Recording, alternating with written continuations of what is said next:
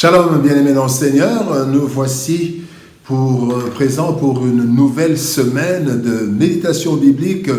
Nous sommes le lundi 4 septembre 2023 et nous vous saluons au nom de notre Seigneur et Sauveur Jésus-Christ. Nous allons lire un texte dans la lettre de Paul aux Éphésiens, le chapitre 5, verset 1er, qui dit ceci. Nous lisons dans la version Louis II, il est écrit « Devenez donc les imitateurs de Dieu, comme des enfants bien-aimés. » Comme des enfants bien-aimés, tel est le thème de notre méditation de ce lundi 4 septembre 2023. Bien-aimés dans le Seigneur. Enfants, nous rêvions d'être comme nos parents, qui étaient pour nous des modèles par excellence pour la plupart d'entre nous. Pour cela, nous imitions leurs faits et gestes et aspirions à devenir comme eux. Cela est le cas jusque dans cette génération. Les enfants reproduisent généralement le comportement des parents, malheureusement, même les mauvais comportements. Le Seigneur nous invite au même comportement, nous, enfants bien-aimés de Dieu. Si nous avions imité nos parents, nos aînés et les personnes que nous avons appréciées, devenus enfants de Dieu, nous devons devenir des imitateurs de Dieu. Telle est la meilleure réponse, la réponse à son amour pour nous. Dans quel domaine alors et comment imiter Dieu? Quelles leçons tirer? Voici 3 domaines par excellence où nous devons imiter Dieu. Premier domaine, l'être. L'être. Jacques 1, 17 nous dit « Toute grâce excellente, tout don parfait, descendent d'en haut, du Père des Lumières, chez lequel il n'y a ni changement, ni ombre de variation. » Bien-aimé dans le Seigneur, ce que Dieu est plus fort et plus grand que ce qu'il fait.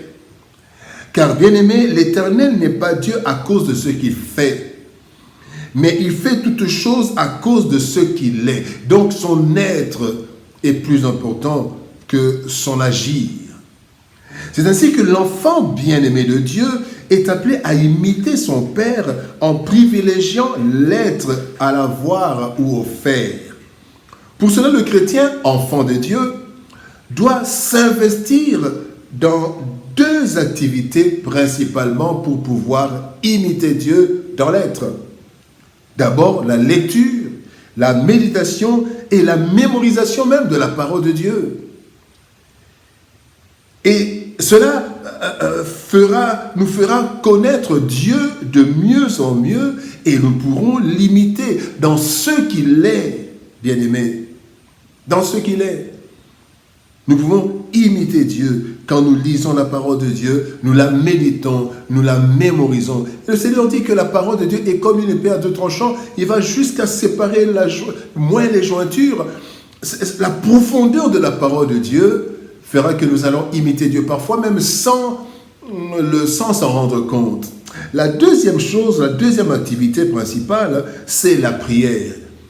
L'intimité avec Dieu, avec le Saint-Esprit. Bien-aimés, cette prière, cette intimité nous donnera la capacité de devenir de vrais imitateurs. Vous savez, quand vous lisez la Bible dans 1 Samuel, chapitre 10, verset 6, la Bible dit, le prophète parlant à Saül, il dit « Le Saint-Esprit te saisira et tu seras transformé en un autre homme. » Et nous serons transformés, nous commencerons à faire les choses comme Dieu. Et d'abord, nous imitons Dieu dans son être. Et deuxième chose, quelle autre activité dans laquelle imiter Dieu? C'est aimer. D'abord être, mais aussi le fait d'aimer. Dans Jean chapitre 15, verset 13, la Bible dit « Il n'y a pas de plus grand amour que de donner sa vie pour ses amis. » Bien-aimés dans le Seigneur, avec l'être, ce qui fait de nous de vrais imitateurs de Dieu, c'est l'agir ou les actes. Et le premier, ainsi que le plus important acte, c'est aimer. Bien-aimé, Dieu a tellement aimé le monde. D'ailleurs, même la création, C'est l'œuvre de l'amour de Dieu. Et donc, quand nous imitons Dieu dans son être, deuxième chose, nous devons imiter Dieu dans l'amour. Et aimer, c'est quoi? Trois choses. D'abord, aimer, c'est un commandement. Dans Jean chapitre 13, verset 34, il est dit, « Je vous donne un commandement nouveau. Aimez-vous les uns les autres comme je vous ai aimé. » Comme je vous ai aimé. Donc, imitons Dieu dans le fait d'aimer, bien-aimé. Ça, c'est la première chose. C'est un commandement. Voilà pourquoi nous allons imiter Dieu dans le commandement. Deuxième chose, nous imitons Dieu dans l'amour comme réponse. Dans 1 Jean chapitre 4, verset 19, la Bible dit, « Pour nous, nous l'aimons parce qu'il nous a aimés le premier. » Nous imitons Dieu. Et quand, par rapport aux autres, nous devons être de ceux qui aiment en premier. Nous ne devons pas attendre que les autres nous aiment. Non, nous aimons comme Dieu. Nous devons donc prendre l'initiative d'aimer les autres. Troisième chose, aimer, c'est aussi une expression de notre amour envers Dieu.